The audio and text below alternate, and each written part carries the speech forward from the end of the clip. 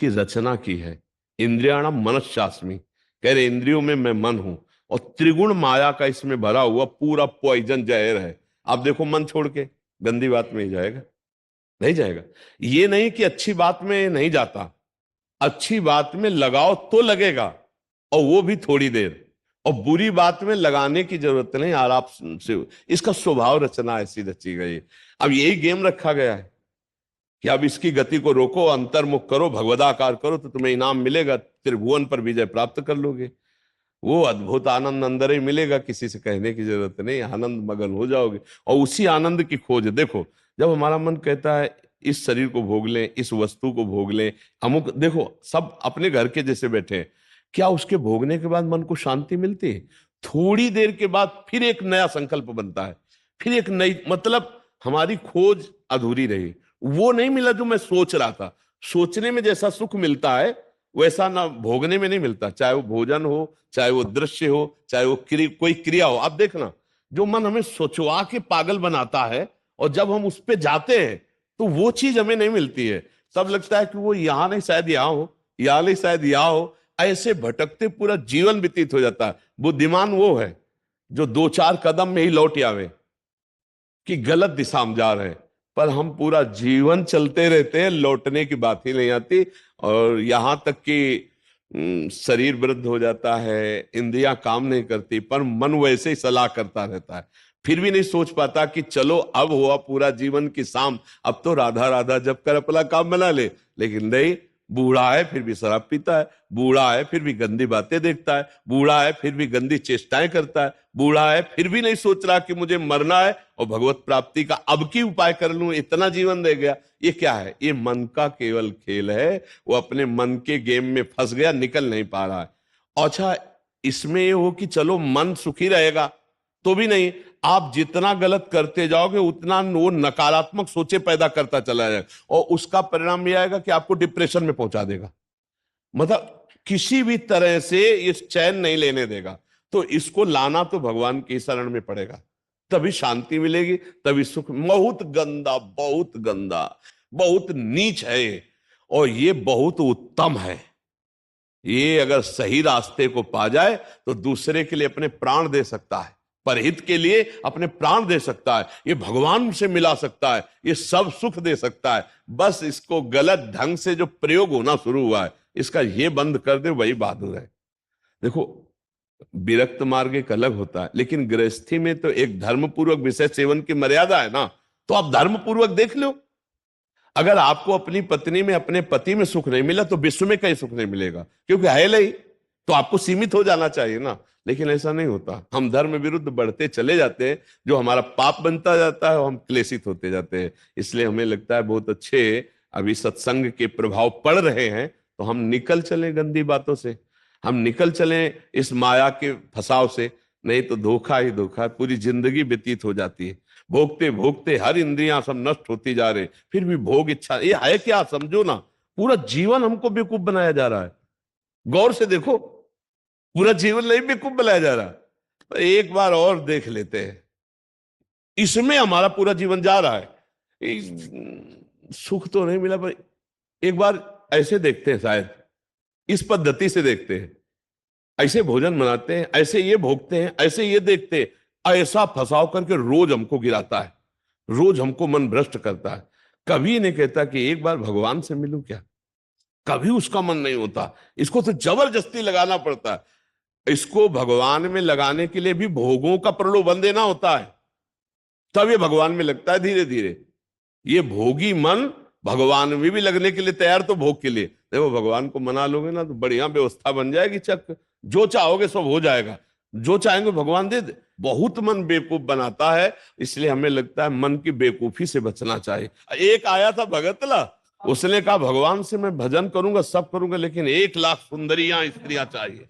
अब गजब का दिल है तेरा, गजब का दिल है यार। जिनके एक है ना, तो वो कभी कभी एकांत में ऐसे बैठ के बैठते हैं। तो इसीलिए मल की कहीं में मत रखो, ये बहुत बड़ा भूत है, ये परेशान कर देगा, नष्ट कर देगा। इसे सतमार्ग में लाओ, भगवत मार्ग में लाओ, तभी आनंद की। इसकी केवल चाल है, ये नहीं ये नहीं ये, वो है कहीं नहीं। पक्का समझ लीजिए। ये हमारे को भ्रम पैदा करता, कुछ नहीं, कुछ नहीं है। नाम जप करो, सत्संग करो, धर्म पूर्वक विषय भोगो, हम मना नहीं करते, एक उसे सीमा में रख के भोगो धर्म में। तो उससे क्या होगा, तुम्हें घृणा हो जाएगी। धर्म पूर्वक विषय भोगने से घृणा हो जाती है कि यार, और जो ये व्यसन करके और फिर इधर उधर मन, तो पाप के कारण बुद्धि ठीक निर्णय नहीं देती और बुढ़ापे तक पापाचरण, फिर दुर्गति को प्राप्त होते हैं। अभी समय है, अभी मन को समझा लो, मन को समझ। यही 5 भोग है, शब्द, स्पर्श, रूप, रस, गंध। इसी में मनुष्य फंसा है और इन्हीं भोगों से हमारी दुर्गति हो जाती है। बोलो अभी तक फाइनल में अगर बोला जाए तो अभी तक क्या है अपने पास? कोई अनुभव है क्या?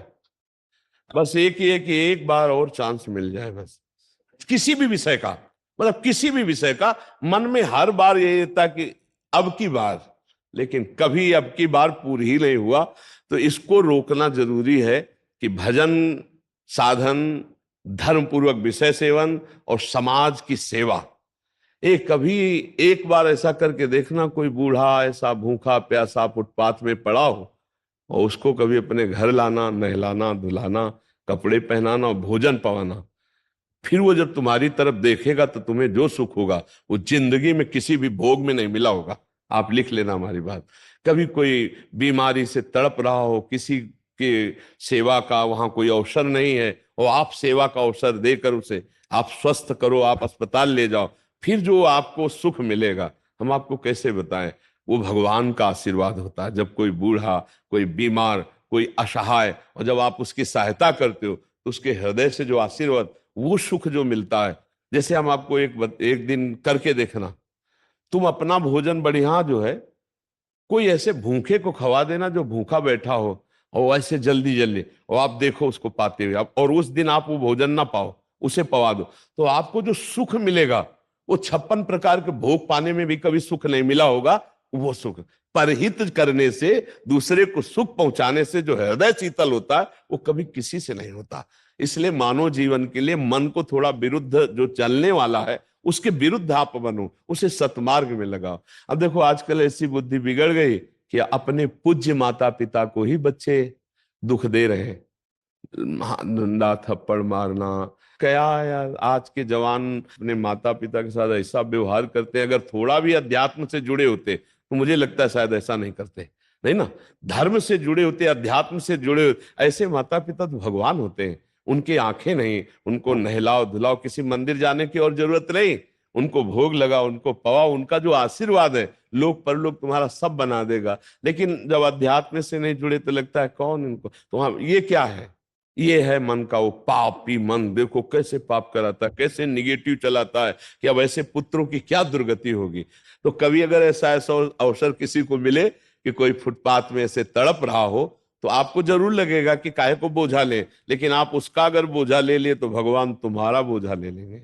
जन्म जन्मांतरों के पाप नष्ट हो जाते हैं जब ऐसे दीन दुखी आशीर्वाद देते ना, उसे भगवान का आशीर्वाद समझना है। और जब माता पिता अंदर से साथ देते ना कि भोगोगे, तो फिर भगवान भी नहीं टाल पाते, फिर भोगना पड़ता है। इसलिए धर्म से चलो, किसी का अपराध मत करो, गंदी बातों में मन को न जाने दो, खूब नाम जप करो, यही मनुष्य जीवन का लाभ लो। मनुष्य जीवन एक दिव्य जीवन है, इसका एक दिव्यता का लाभ है। यार देखो, अगर हम ना चाहे तो पूरी बाजार से निकल जाए कोई सामान, दुकान की आके हमारी लिपट थोड़ी जाती है। हम जहाँ खड़े होंगे, जहाँ खरीदेंगे, वही जो वस्तु हमें मिलेगी। तो अगर हम निश्चय कर लिया कि मुझे मांस नहीं खाना, मुझे शराब नहीं पीना, मुझे पराई माता बहनों की तरफ गंदी दृष्टि नहीं करनी, तो मुझे कौन गिरा देगा? आप सोचो, हमारे निश्चय में कमजोरी, तभी हम डरते हैं कि कहीं गिर ना जाए। ऐसे कैसे? हाँ, कुछ कमियां ऐसी होती हैं जिससे अहंकार का नाश किया जाता है। जैसे आवाज आता है ना कि हम जितेंद्री, हम ऐसे, और भगवान को अहंकार पसंद नहीं तो छोड़ देते हैं। देखो जितेंद्रियता करके, तब जब रोता है कि प्रभु मैं तो नीच किसी काबिल नहीं, तब भगवान फिर उठा लेते हैं। नाम जब करो तब मजबूत ब्रेक लग जाएगी। कोई कैसे गिरा सकता है? कैसे गिरा सकता है? नहीं गिरा सकता। बात मान ली, बस हो गया, हो गया।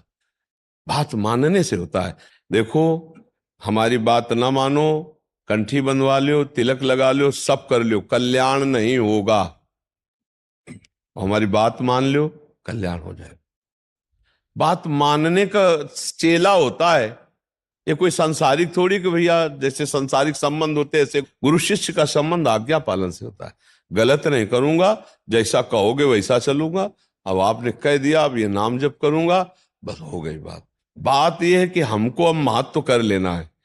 अरे बोले ऐसे कह दिया था सिया राम राम राम जपो, तो गुरु मंत्र तो मिला नहीं।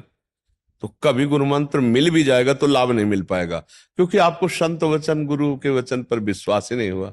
गुरु के वचन प्रतीति न जेहि, फिर स्वप्न में भी लाभ नहीं मिल। मान लिया हो गया हमारा सब कुछ, अब हम राम राम जप करेंगे, अच्छे आचरण से चलेंगे तो यही नाम आपको बल दे देगा।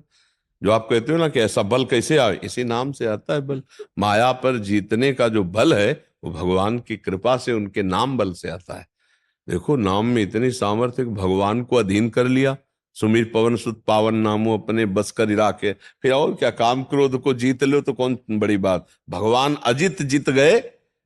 भगवान कह रहे प्रति उपकार करो का तोरा, सन्मुख हो न सकत मन मोरा, तुम संतात उरिन मैं नाही।